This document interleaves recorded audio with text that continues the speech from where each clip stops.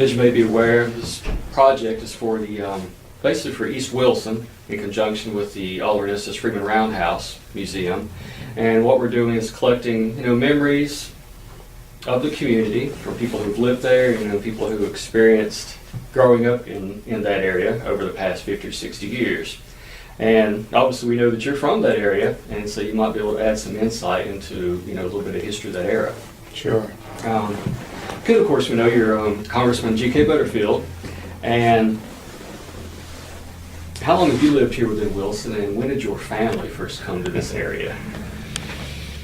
Well, first of all, let me just thank you for your willingness to do this interview and to preserve a record, of this era. This is something I've wanted to do for a long time, and this will be very valuable to future generations, and I thank you for it. I can tell you so much about East Wilson. It would consume not only this space and time that we've allotted today, but I could just go on for hours, if not days, talking about East Wilson. And so I would try to distill it and condense it in such a way that it makes sense, and hopefully on another occasion we can continue the conversation and bring it all the way up to the present moment. But I have lived in Wilson all of my life. I was born in 1947. My mother was a Wilsonian. She was born in 1901, even though she would not admit it. I came along late in life. She was 45 or 6 when I was born. The fact is that she was born in 1901. Her dad was a Wilsonian. He was born in 1866. And so I can really talk about my family history from 1866 to the present time. My grandfather, who was born in 1866, was named Fred M. Davis. Fred Davis became a very prominent African-American minister here in the community, and was the pastor of what we call now Jackson Chapel First Baptist Church. Reverend Fred Davis was of mixed heritage. He was half white and he was half African-American. His father was named Joe Davis, who was I believe, an owner of slaves, or his family owned slaves. And his mother was named Judah, who was a slave, Judah, Judah. And Judah took on the name of the slave-owning family, Davis. So Judah Davis and Joe Davis gave birth to Fred Davis, who was my grandfather, in 1866. And so I have had the benefit of oral history down through the years from my parents. My dad didn't come on the scene in Wilson until 1928. He met my mother in 1927, or earlier than 27, but came in 1928 and married her and became a part of the community. But as a child, I grew up listening to oral history stories from the both of them and from others. And I've tried to accumulate in my mind all of these experiences and try to connect the dots to see how we got to the point that we are now. And it's been a rich history. It's a legacy that must be preserved. My mother would tell me that slavery ended in 1865, and she was absolutely correct. When slavery ended, there was some debate about whether slavery ended with the Emancipation Proclamation of 1863 and whether it was done with the 13th Amendment of 1865. Since I'm a lawyer by training, I tend to support the 1865 version because that was the ratification of the 13th Amendment. And no question, it was legal once the states ratified. There was some controversy about whether Lincoln had the authority in 1863 to issue a proclamation that ended slavery, but the 13th Amendment put it to rest. But the story is told that in Wilson, starting in 1865, that there were several thousand people of color who became free. Wilson County had just been separated from Edgecombe County, and so Wilson County and the city of Wilson were now separate and apart from Edgecombe County. Prior to that period, it was all Edgecombe County. And so, starting in 1865, several thousand people, formerly slaves, were now free. They didn't have anything. They didn't have any money. They didn't have much education. But they had faith in God. They had faith in each other, that they would work together for a better community. And so they did. And the first thing they did was to build churches.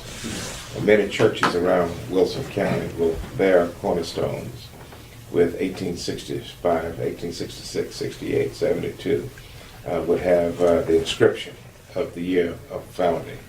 And you will find many of those. And so the first thing the former slaves did was to build churches. They already had churches during slavery, but they were secret churches. But once slavery ended, that enabled them to come out into the sunlight and to build their churches, and they did. Many of the churches were built with the assistance of northern white missionaries who had come south in a benevolent fashion to assist the former slaves. But they built churches. And in many communities, they also built schools. And the schools were adjacent to the churches. And so the church would conduct worship service, but they would also have an elementary school. Let's say grades 1 through 6. I don't even know if they called them 1 through 6 at the time. But basically an elementary education, no high school education. Basically reading, writing, and arithmetic. And so that was the order of the day.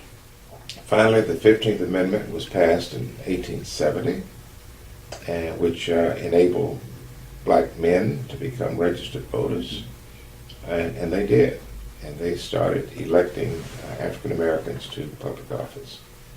There were no African Americans elected from Wilson County to the state legislature. There were some from Edgecombe County and Wake County and Craven County and all around.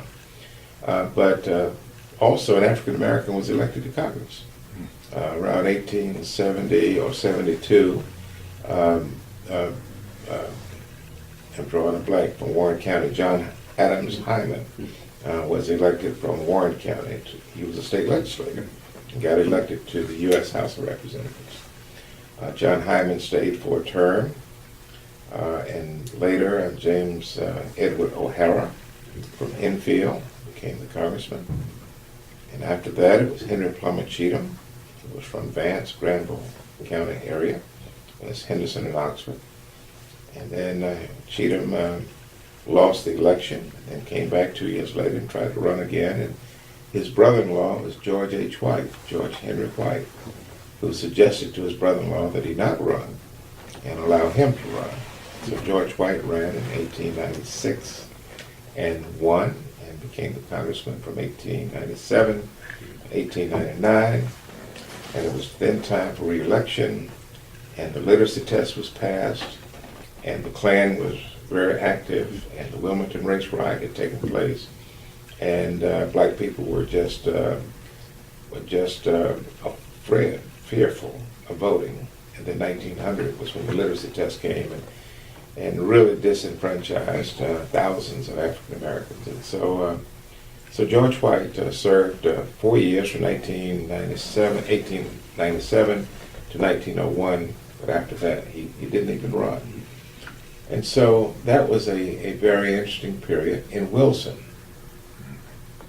Wilson was part of the old Black Second. That was the 2nd Congressional District.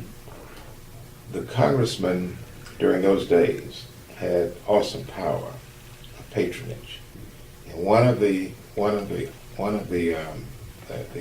things that the congressman could do would be to appoint or recommend postmasters. That was a big thing, being a postmaster, because you hired a lot of people and it was a position of prominence. And so the congressman would recommend to the president his choice to be postmaster. The president would make the appointment. And George H. White, the congressman, recommended Samuel Hiram Vick, a local black man, who was a friend of the Davis family, to become the postmaster. And that was a very prominent position. And he remained postmaster. He was actually postmaster on 2 occasions. He was postmaster, I believe, during the Cheatham era and during the George H. White era. I'll have to check my history on that, but I think I'm right. And so when George White went out of office, and when I guess it was Taft went out of office, then the question was who would continue to be the postmaster. And the Republicans ousted, and black people were Republicans during those days, and the Republicans ousted Sam Vick, and instead chose a Democrat, a racist Democrat, an unknown Democrat, who had been a bartender, to be the choice to become the postmaster in Wilson. And you can look at some New York Times articles on that. I'm not sure that it ever happened. I think it became an embarrassment to the president, and they may have found somebody else at the last minute to become postmaster. But essentially, Sam Vick was kicked out of office by his own party, and they claimed that he had not been loyal to the Republican Party. But during the 1890s, the reason Sam Vick was so well respected in Wilson was because of his enormous wealth. He was wealthy as compared to others. He had a large family, a lot of children, and they were very highly intelligent people. And so Sam Vick became interested in public education. And so he advocated for a public school for Negro children. And the school was placed right down on what used to be called Stannonsburg Street. It's now South Pender Street. And they built a graded school. And a picture of that graded school is in the Darden Alumni Building that you could see if you haven't seen it. It's the old Wilson Graded School, and that was the school where Negro children went to school. It wasn't a high school, it wasn't a middle school, it was basically an elementary school. My mother went to school there.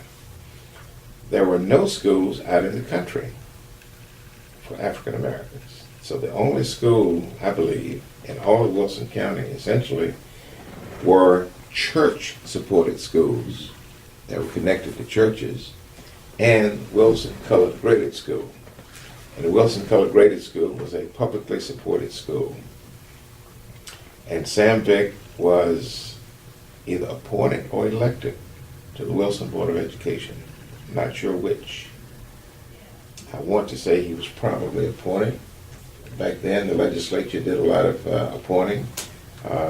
We will have to look into that, but Sam Vick was on the Board of Education and advocated for children, black children to get educated. Well, 1900 came and went, and it was a very difficult period. Voting was no longer possible for African Americans.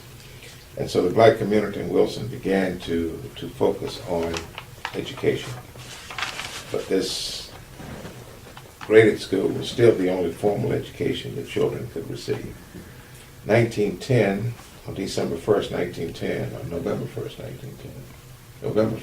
1910, Booker T. Washington came to Wilson. And you can look at some of those articles. I have them if you don't. And came in by train. Now I'm thinking December 1st. He came in by train. He made, it was an 8-day visit to North Carolina. It was called a Southern Education Tour. And the tour started in Charlotte and ended in Wilmington. And one of the stops along the way was Wilson. I think he went from Charlotte to Salisbury to Winston-Salem to Greensboro to Durham to Wilson to Rocky Mount and then on down to Wilmington. When he came into Wilson on December 1st, it was December 1st, when he came into Wilson on December 1, it is reported that a band, Wilson Industrial Band, and I just found out a few days ago what that was, and it was a white band, a white school here in Wilson, turned out in large numbers at the train station, where the train pulled in, and Booker T and his entourage got off of the train and got in carriages and went down Nash Street to Pender Street, and they stopped at what is now Jackson Chapel First Baptist Church and laid the cornerstone, because the church had just purchased that property and was building a structure which continues today. And he laid the cornerstone. The cornerstone, if you would go look at it today, will say 1915. that is something that has confused me down through the years, because I know the laying of the cornerstone was 1910, but the cornerstone says 1915, and one day I'll figure out why. Maybe he was just there for the groundbreaking in 1910, and actually the finishing touches may have been in 1915. That's one explanation. But anyway, he did that, and then they made a left turn in Pender Street, and went down to Green Street, and made a right turn, went halfway in the block to the Vic home. And the Vic home was there at 624, I guess it is, East Green Street. My family was right, might be 622 East Green Street. My family was right across the street, which is the Davis family, which is 621 East Green Street. And so the two houses were directly across the street from each other. The Davis children and the Vic children were very dear friends. And that's my bond, part of my bond with the Vic family. And so Booker T and his entourage settled down, and the entourage, it was a very distinguished entourage traveling with him, and I've got a picture here that I can show you if you haven't seen it, with all the distinguished people who were traveling with him. Then there were local African-American men who joined them, and these two groups of men got together and had a very serious meeting. They went down to the colored graded school that evening, and Booker T. Washington made a very powerful speech that was reported in the Wilson Daily Times. I have a copy of it. The speech basically called for conciliation between the races. It called for African Americans getting an education and getting industrial training and being prepared to take care of themselves and their families. So that speech was warmly received. Booker T. Washington was introduced that night by Frederick Woodard, who was a white congressman from Wilson during Reconstruction. And so during later that evening, it is told that Booker T. Washington met with the local leaders. He brought his national leaders with him, college presidents and the like. They had a meeting, and they asked, Booker T. Washington asked the Negro leadership here in Wilson, what is it you need? I'm here on an education fact-finding mission. What do you need here in Wilson? And Sam Vick basically said, we need educational opportunities. We have a graded school, yes we do. But out in the countryside, in the county of Wilson, there are no schools. There are no public schools for Negro children, none. We need those schools. And these black children are entitled to a public education, but yet the county refuses to provide education for black children. The only thing we have, Dr. Washington, is church-sponsored schools in the rural. And those church schools are inadequate. They're not doing the job. Many of them have 150 or 200 children in one building with one teacher, 3 or 4 months a year. No electricity, no bathrooms, just a structure where these children go in for school. And we call them one-room schools, Dr. Washington, but these one-room schools are not cutting it. We need the Board of Education, we need the state legislature, someone to provide a free public education for Negro children. And Booker T said that he understood that. It was not only a problem in Wilson County, but a problem throughout. And so Booker T returned to Tuskegee, Alabama, and confronted Julius Rosenwald, who was the chairman of his board at Tuskegee. Rosenwald was a very wealthy man. He was the Bill Gates of his era. He was the president of Sears Roebuck Incorporated, now called Sears. And he confronted Rosenwald in this way. Mr. Rosenwald, I've just left the South, and it's awful. If black children do not have the opportunity for a public education, these families and these churches are doing the best they can to educate their youth, but it's not working. And we need you, sir. You're a very rich man. We need you, if you will, to use your wealth in endowing some local communities to build schools for black children in the rural South, not in the cities. Because the cities have these little graded schools, like Wilson had a graded school, Greenville had a graded school, Goldsboro a graded school, but we need really your money, Mr. Rosenwald, out in the rural. And Rosenwald accepted the challenge and created the Rosenwald Fund. And the Rosenwald Fund was a very well-structured idea. It called for participation of the black community. He just wouldn't write a check and build some schools. He said, I will write a check if you will participate in some limited way in making it happen.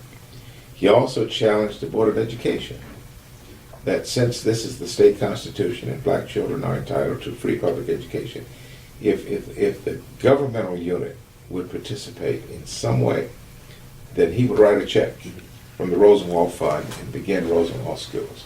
So that was the Rosenwald Fund, and a gentleman from Greensboro A&T College, his name will come to me in a moment, was named the head of the Rosenwald Fund for North Carolina. He was a very well-respected educator at A&T, and they administered the fund.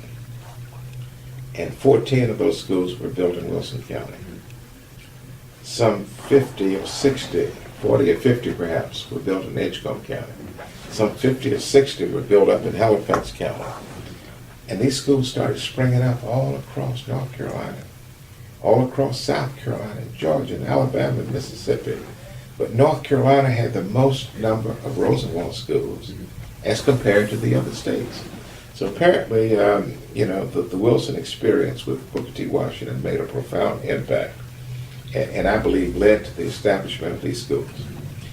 And these schools worked. They were two-room schools instead of one-room schools, and most of them had the same layout. They looked the same. I visited one the other day down in Snow Hill.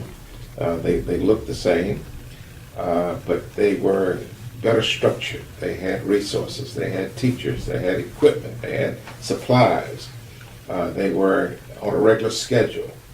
And these Rosenwald schools began to educate black children in a way that they would never have received in a church-sponsored school.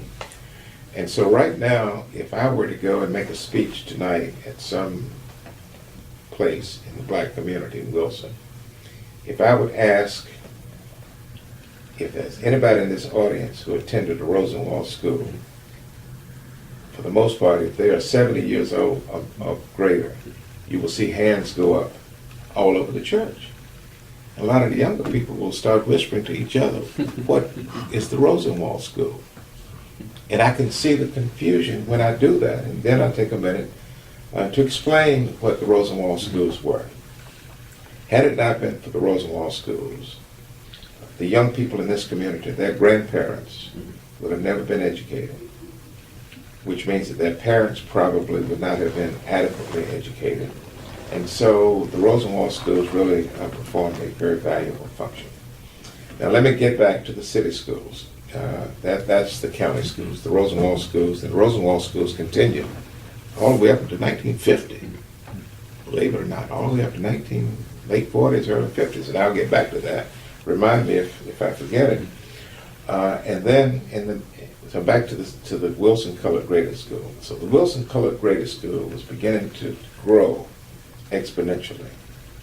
Even black children from the county would claim they were living with relatives in town in order to qualify to go to the Wilson Colored Graded School. By this time, my mother was a teacher. No, not yet. Take that back. My mother was not a teacher. She had just finished the graded school. Well, she was still in the graded school. Let me get my math right, because she would never shoot straight with me with her age and years. I'm not sure she was at graded school or not when this incident happened.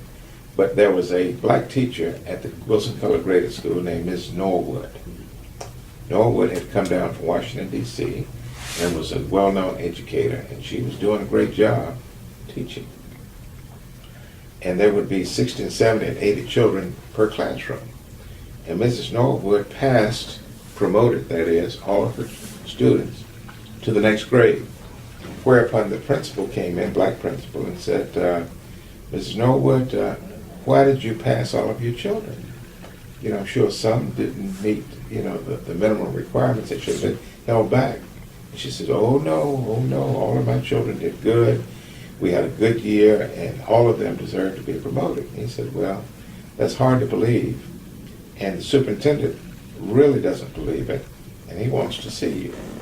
And so the black principal and the black teacher, Ms. Norwood, went to the superintendent's office.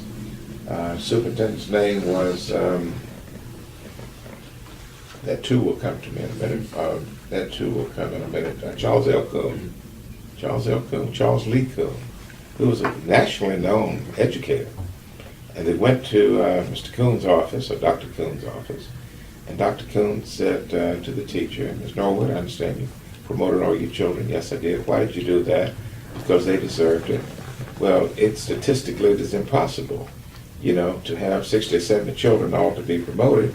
These children, many of them, I'm sure, have disabilities and all of that, and they don't deserve to be promoted. And she took strong exception to that statement. So much so that there ensued an argument between Ms. Norwood and Charles L. Coon. And it is reported, and it's pretty reliable reporting, that Mrs. Norwood said something inappropriate, like, "You're not right," to the superintendent, or she may have said, "You're a lie." I don't know but it was provocative language. And Charles L. Coon arose from his desk, walked around to the front of his desk, and literally assaulted the teacher, knocking her to the floor. Whereupon they left, and the word got back to the black community that this incident had happened, and the black community became outraged. And so all of the black parents, most of the black parents, got together and withdrew their children from the graded school. And Mr. Vick was one of the leaders of that. Withdrew all of their children from the graded school and started a private school over on Band Street here in Wilson. And so all of the children went to the private school. Well, by this time, the 1920s came along, and all these black children are out of the public school system. The Department of Public Instruction in Raleigh is putting pressure on Wilson to resolve this problem and to get these public schools operating. The Wilson Board of Education went to the black leadership, Sam Vick and others, and said, "Look, we want your children back in school." And the black parents said, "Well, we still haven't gotten over the assault on Mrs. Norwood, but we're willing to consider it because our private school is not meeting our expectations. As much as we like having our own school, it ain't what it ought to be. We'll put our children back in school. But here's what we want in return. We want a high school.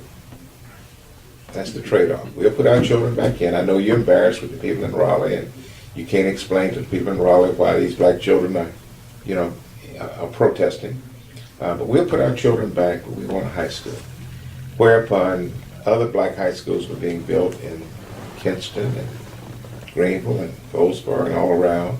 And so the Board of Education said, okay, it is time for a black high school, and so we will do it.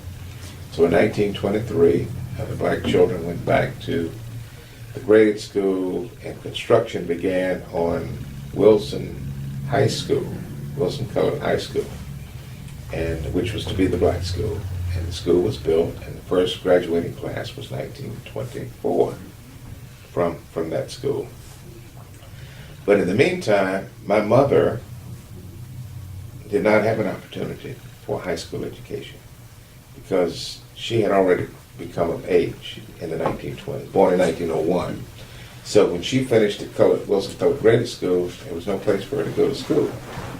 And so my grandfather, who was, a so-called middle class, I don't know, that wouldn't be the proper terminology, but he had assets that others didn't have, primarily because he was a minister. And so he had relationships, and he had the ability to send his children away to school. So my mother, when she finished the graded school, was then enabled to go to Shaw University in Raleigh that had a high school program. And so she went there and enrolled in the high school program. That's where she met my father, eventually. And so my mother missed the opportunity to go to Wilson High School. And later Wilson High School became Darton, Charles H. Darton High School in later years. And so the whole thrust in the early part of the 20th century was not politics. It was education.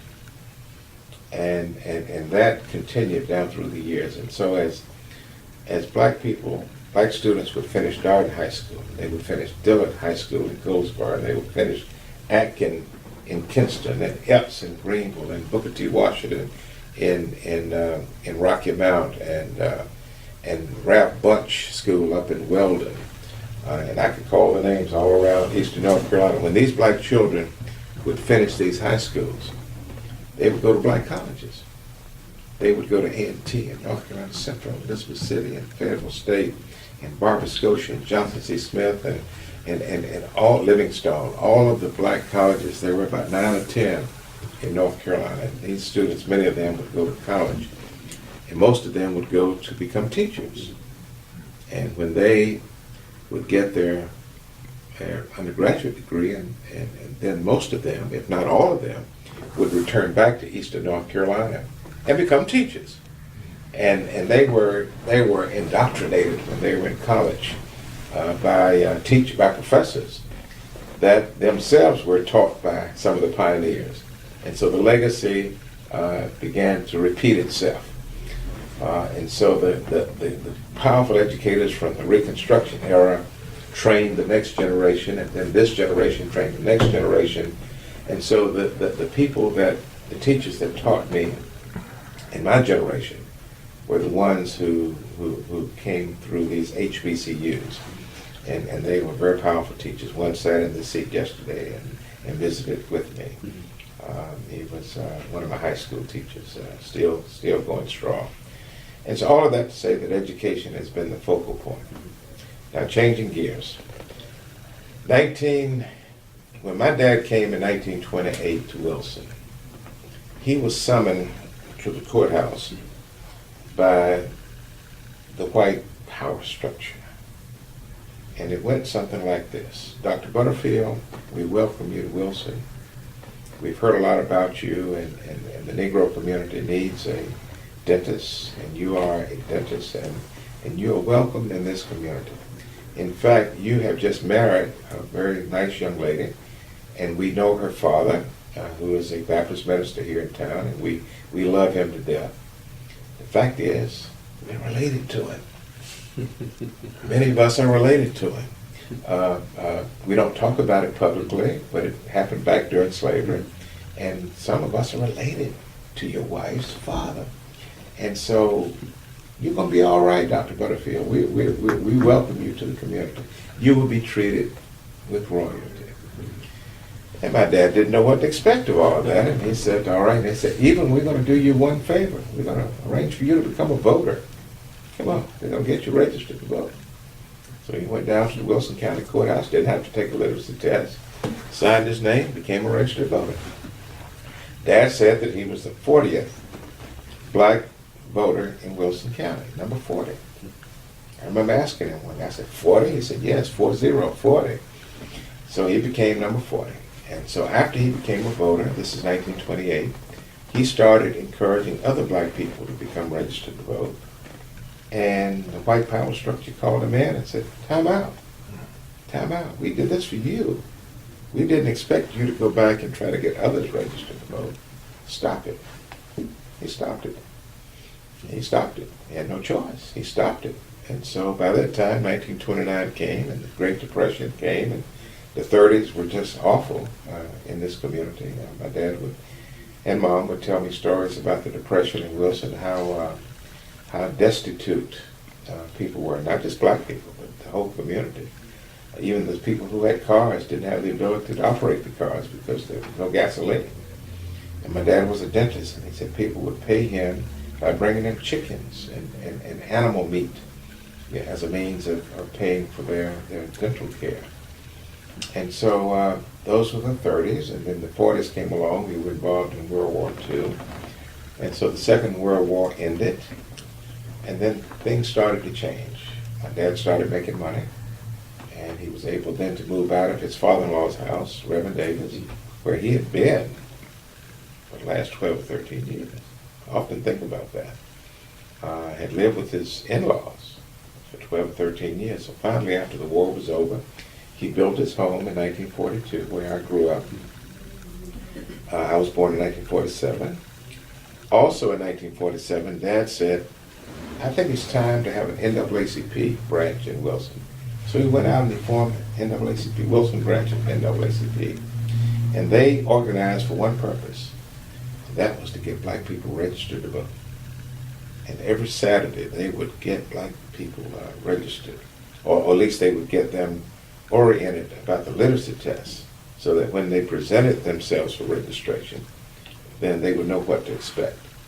And Dad and others would teach them, you know, or inform them about what to expect, and then they would rehearse reading the Constitution, we the people of the United States, in order to form a more perfect union. The registrar would require these things to be read, and if you missed one word, you were disqualified. And so they got that together. Wilson had a map, and I can find it for you on another day. Had a ward map. We had 6 wards in Wilson for the election of the Board of Aldermen.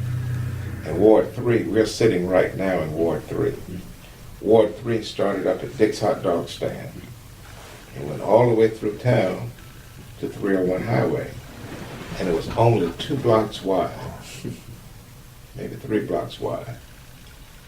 And the reasoning for that was that the white establishment knew that one day black people would become registered voters. So they wanted to construct the ward in such a way that once the black community became registered to vote, that they would still be outnumbered by white voters. And so Ward 3 literally went through the city just like this. So in 1950, 1951, 1952, my dad and my uncle, who was Fred Davis Jr., combined their efforts and concentrated voter registration in Ward 3, which would be from the railroad back to 301 Highway, with Nash Street on the south and Green Street on the north. And they worked for 2 years to get black people registered to vote. Finally, in 1953, it became apparent that black voter registration was about equal to white voter registration, which meant that an African-American candidate, if it had a good turnout in the African-American community, and they voted for the African-American candidate, that he or she would win. And so my dad jumped out there with his bold self and decided to run for the Board of Aldermen on May 5th of 1953. He ran. A white candidate ran. I think his name is Mr. Roundtree. I can look that up. And it was a tie vote. It literally ended in a tie. And the law required, when there are tie votes, that you blindfold a child, you put both names in a hat, and the child reaches in the hat and pulls out a name, and whichever name is randomly selected will become the alderman. Well, that happened. Tie vote, little girl, 2 names in a hat, little white girl reaches in, pulls out the sheet, and it's my dad. And he becomes an alderman in 1953. That was newsmaking. He was the 4th African-American elected since Reconstruction. The first was in Winston-Salem, second was in Fayetteville, third Durham, 4th Wilson. Wilson and Raleigh and Chapel Hill, I believe, were all in 1953. And so Dr. Butterfield, Dr. G.K. Butterfield is an alderman, 53 to 55. Pretty big deal. 1955 came, time for re-election. No one thought my dad would win re-election because they thought white people would come out in droves and defeat him. Well, there was a council member, alderman named John D. Wilson. John D. Wilson was a young alderman in Wilson, very politically ambitious, wanted to be the mayor. And he came to my dad and said, look, Dr. Butterfield, let's work out a political deal. The deal is, if you get the black community to support me for mayor, then I will get my white friends and relatives to quietly support you for re-election. Can we cut that deal? And they shook hands on it. And it worked. John D. Wilson was elected mayor of Wilson. My dad was re-elected as alderman for Ward 3. Sent shockwaves across Wilson. Not only did my dad get reelected, but John D. Wilson, as mayor, appointed my dad as the chairman of the finance committee for the Board of Aldermen. Now it's called City Council.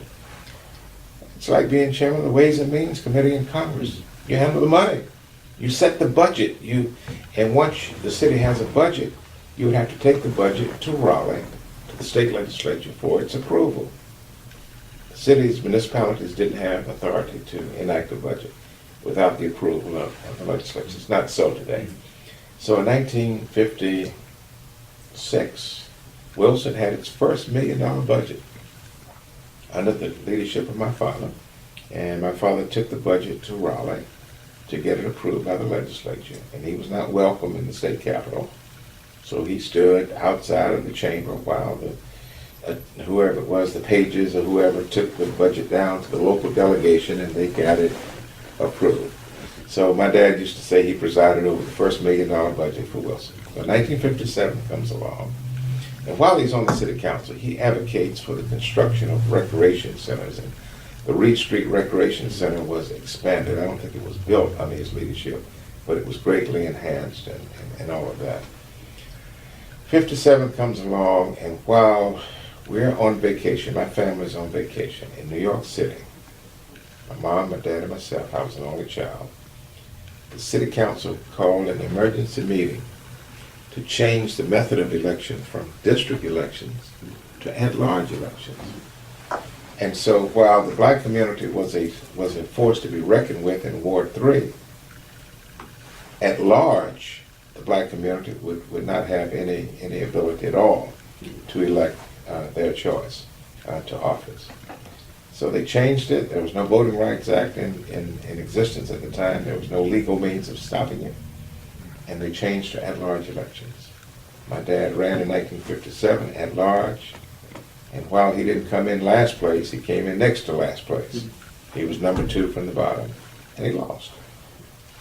He was very angry about that. Very disappointed would be a better word. In the meantime, I'm 10 years old. I'm watching all this unfold, and I don't know what to think of it. I'm a young person. I'm very impressionable. I don't know what to think of all of this. I knew something bad had happened, and I knew it had happened for the wrong reason. And so I made up my mind that I kind of wanted to go into politics and go and become a lawyer. And so 1959 came along, and the black community came back to my dad and said, okay, it's time to run again. He says, I'm not running. It's impossible for me to win. I'm not going to run and lose.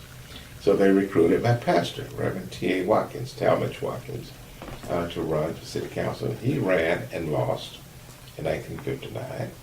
And I remember sitting at my dining room table in my home with a little radio, listening to the election returns on the radio that night on an AM station.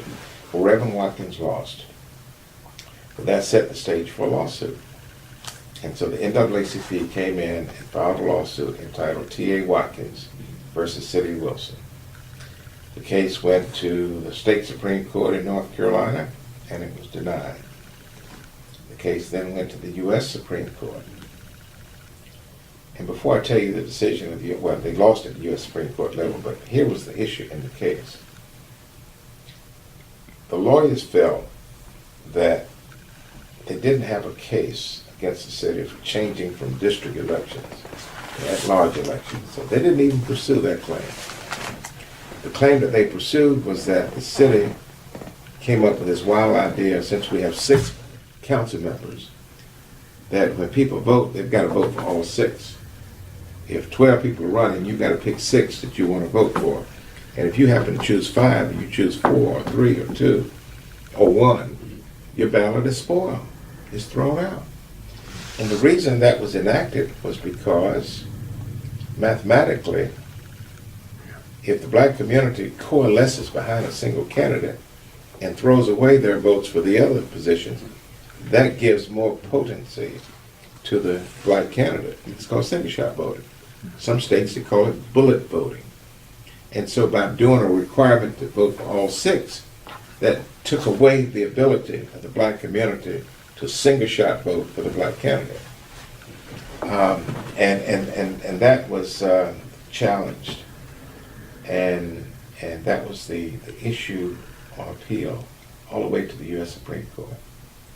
And the Supreme Court says that the state Supreme Court said that you have not proven, I think the U.S. Supreme Court might have said it as well, you have not proven that had it not been for this anti-single shot law, that your candidate would have won. And since you cannot show injury, cannot show that you have been denied something that you otherwise would have been entitled to, we're going to deny your claim. So they lost the case at North Carolina Supreme Court, they lost it at the U.S. Supreme Court level. As a result of that, no black elected officials. That was the decision came down in 1961. The lawyer for the plaintiffs, for the NAACP was Romalis Murphy, who was a black lawyer here in Wilson, and a black lawyer named Sam Mitchell out of Raleigh.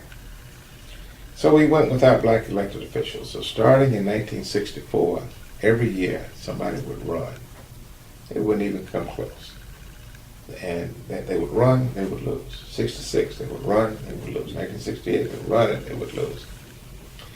So finally, in 1975, there was a business group in Wilson called Wilson Forward, or Wilson 100. And they wanted to throw the incumbents out of office at City Hall.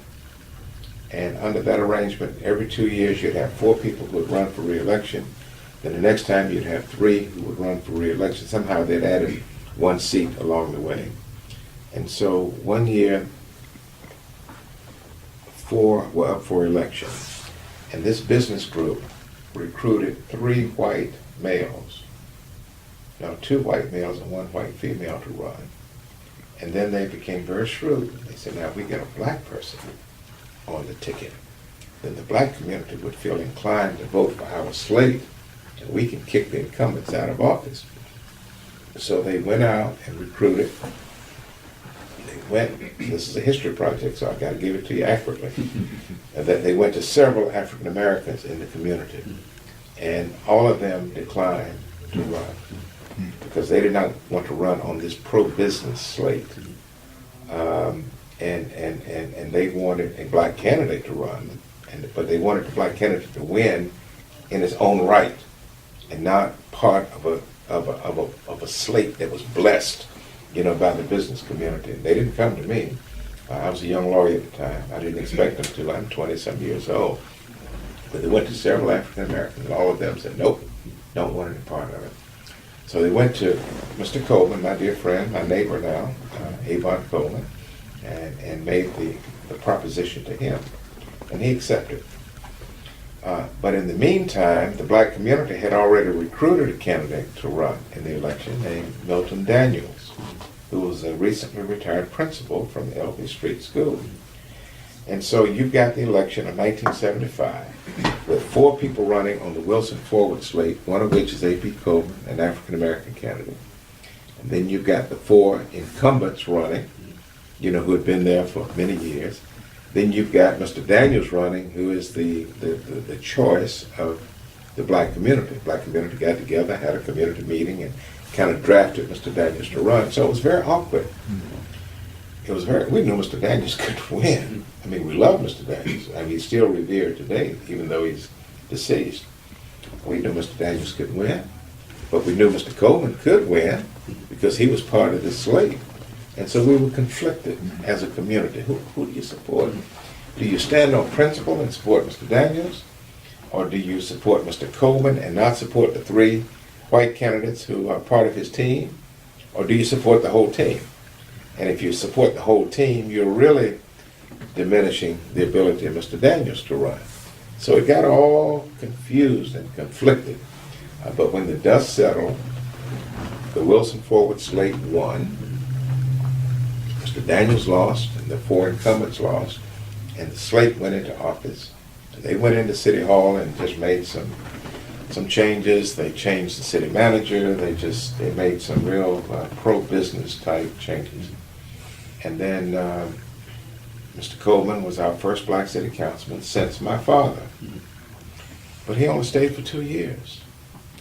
And the rumor was then, and I think it's true, that a lot of people put pressure on Mr. Coleman to not run for re-election.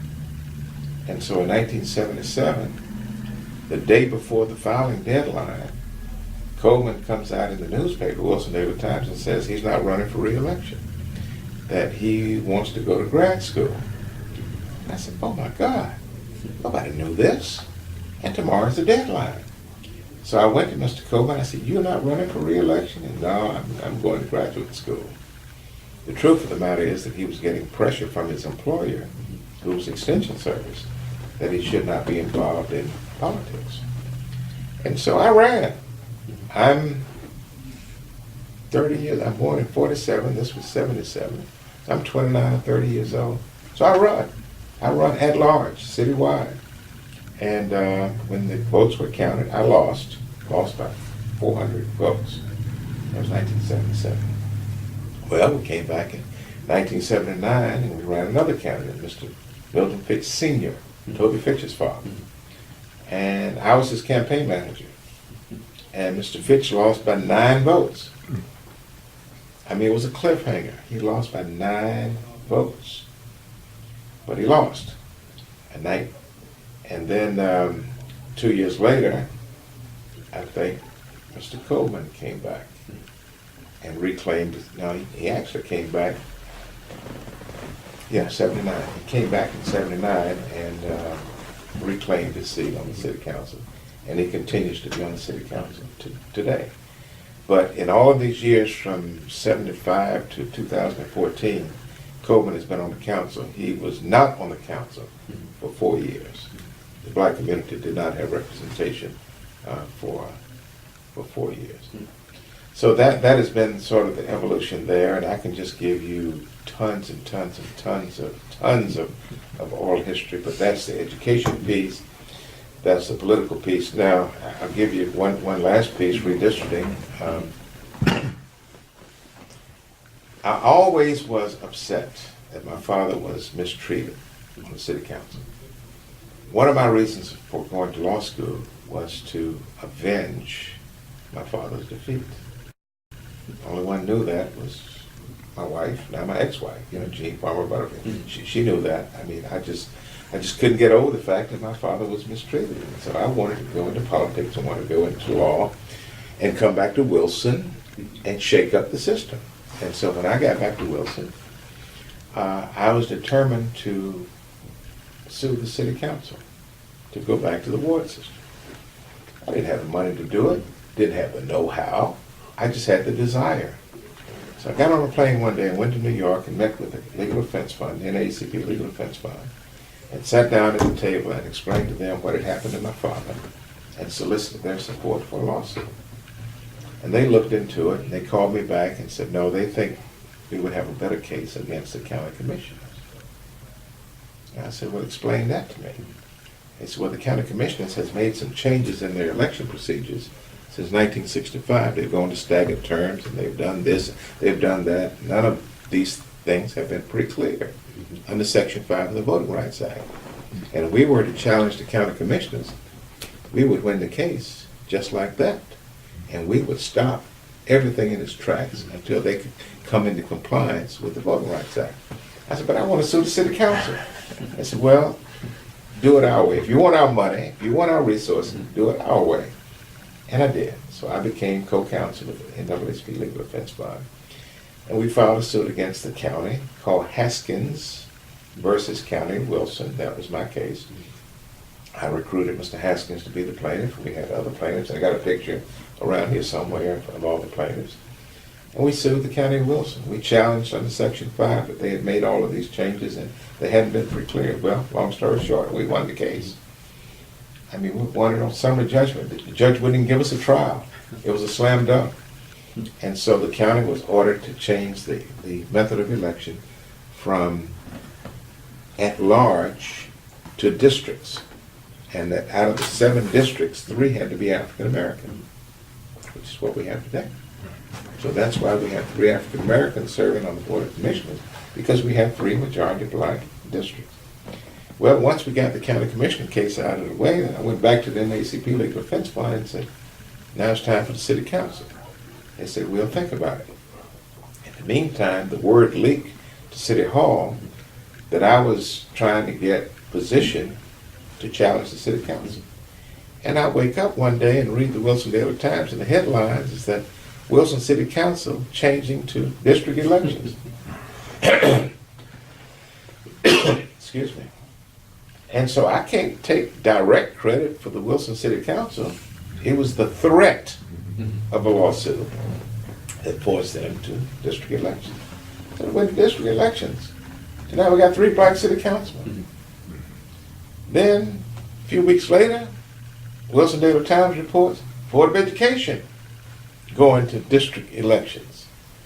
And so we went from all of these at-large elections to district elections. And so now we have 3 African Americans serving on each one of those boards. And then the NAACP sued the state over legislative districts. Won the lawsuit. Jingles versus Edmonston won the lawsuit. And because of that, black districts were created across the state for the election of African Americans. Thereby we have Gene Farmer Butterfield, District 24. We have Senator Angela Bryant, who is the state senator. And it was because of the Jingles case that made it happen. Finally, NAACP said, well, we need some black judges. Black lawyers couldn't get elected to the bench because many of these districts were in areas that white voters wouldn't vote for black candidates. And so NAACP challenged judicial districts and won the case. Well, no, it didn't win the case. The legislature settled the case and said, okay, don't take us to court. What we want to do is to create 8 districts across North Carolina so a black Superior Court judge can get elected. And since I had been in the thick of things, I sent word to my friends in Raleigh, the legislature, look, I'm the one that stirred all this stuff up. I want one of those judicial districts to be in Wilson County, okay? Because NAACP had come up with a proposed district that did not include Wilson County. It was basically Hertford, Bertie, Barton, up that way. And so I said, I want a district in Edgecombe and Wilson. I said, well, you draw it. So I drew the judicial district, we call it 7B district, which consisted of black Edgecombe County and black Wilson County put together. And I ran in that district in November of 1988. I won. January 1st of 1989, I took the oath of office. Stayed there for the next 13 years and went to the state Supreme Court, and that didn't work out. That's another story for another day. And got defeated and came back, and the governor appointed me not back to my original seat, because in the meantime, Toby Finch had taken the seat. So the governor appointed me as a special judge. Same salary, same power, except that each week you're in a different county. When you're a resident judge, each 6 months, you're in a different district. And so that's how we got black judges in Wilson. That's how we got elected registered voters in Wilson. That's how we got the educational opportunities that we have. And I do have to tell you one last story, and I think my 12 o'clock appointment's out there. I told you about these Rosenwald schools out in Wilson County lasting to 1950, and that is true. So in the late 40s, black people who lived out in the rural were very upset that black children in the city of Wilson had a high school to go to. Out in the rural area, the only thing they had was a Rosenwald school. So when you finished grade 6 at Rosenwald School, you were done. You'd go to work on somebody's farm as a farm laborer, or you'd go to somebody's kitchen and work as a domestic worker. When you lived out in rural Wilson County, when you hit the 6th grade, your educational opportunity was over. Unless you left and went to another state, unless you came into Wilson and claimed that you were a resident of the city of Wilson, your educational opportunities were over. And so in the late 1940s, some black families out in Wilson County said, this is not fair. Black children in the city of Wilson have a high school, black children out in the country don't have a high school. We're going to sue. Put their little money together. They went to Durham and hired some black lawyers who brought in the NAACP. They sued Wilson County under the Equal Protection Clause of the 14th Amendment. saying, we pay taxes and our black children don't have a high school. They really don't have an elementary school. The only thing they have is a Rosenwald school, and the county puts a few dollars in to sustain Rosenwald schools, but for the most part, black children in rural Wilson County don't have an opportunity for an education. And Wilson County defended the case and finally settled it. And the settlement was, you're right. We will build you a consolidated school. That means grades 1 through 12. We will build you 2 consolidated schools. We will put one at this end of the county. We'll put one at this end of the county. And we're going to have trouble finding land.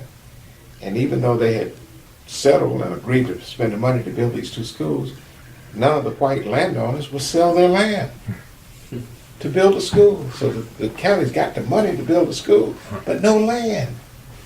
So finally, a black man named Williamson, and you have to fact check this, I think the man was named Williamson, in the western end of the county, a black man, donated his land, his farmland, to build the school at that end, and somehow they got some land on this end and built Spate School. So you had Spate School on the east and Springfield School on the west. And then Sam Vick's son became the principal of Springfield School. His name was Robert Elliott Vick. And Sam Vick's son-in-law, Arnold G. Walker, his wife was, Sam Vick's daughter was named Doris Vick. Doris Vick married Arnold Walker, and so Sam Vick's son-in-law, Arnold Walker, became the principal of Spate School. And so you had Spate and Springfield, each one grades 1 through 12. And I'll say for the record that one of the parents who helped finance and litigate this case to bring consolidated schools to Wilson County was my children's grandfather. His name was Floyd. He's still living, 96 years old.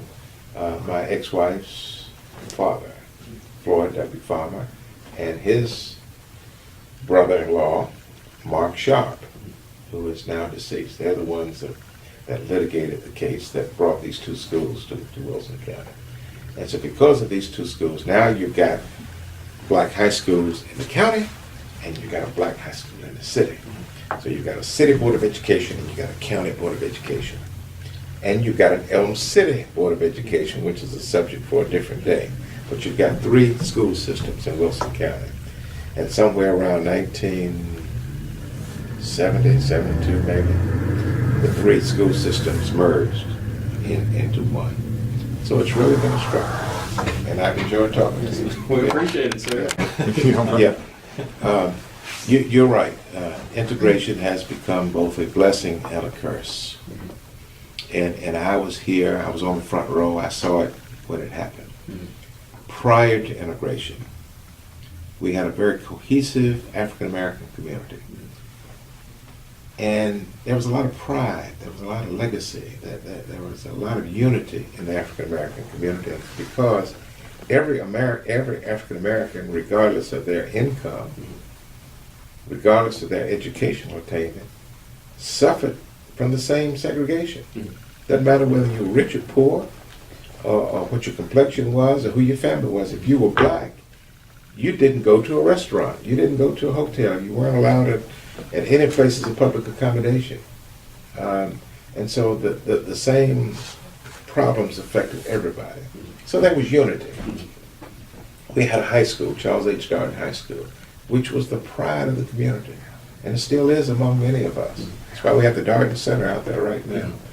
And Friday night we would have football games, and teams from the surrounding schools would come, and the stadium would be packed. And it would be just a real joyous and happy occasion on these Friday nights. We would have basketball games, and the gentleman who visited with me yesterday was the basketball coach. We won the state championship in football and basketball. Wilson, North Carolina. We won the state championship for football in 1964. No, basketball in 1964, football in 1965. The statewide 4A championship. So that was a lot of energy in the black community before integration. But when integration came along, first it was voluntary integration. And so just selected students, Pat Fitch, for example, was a selected student. I was average in my academic performance in high school, but some of the students were exceptional. And I've never laid, claim to being, a scholar. I can take care of myself, but I was not a 1400 on the SAT test, but there were some who were. And they were recruited to go voluntarily to white schools. And so that was voluntary integration between 1965 and 1970. 1970 came along, then it was forced integration from the federal courts. And so the high school was closed, the black high school was closed, and that still pains a lot of us who went there. I mean, Barton High School was our family. That was our existence, aside from our personal families. And they just took it away, and it became a middle school, and then an elementary school, and it kind of lost its identity along the way. And so then you began to see a diminution of unity and purpose in the African American community. We've never recovered from it. And so now we have integrated schools, but we have a host of other challenges as well. And then the white response to that was private schools and academies. And so a lot of white parents have taken their children out of public schools and put them in private schools. And so black kids now still don't have the benefit of what integration was supposed to be. Yeah.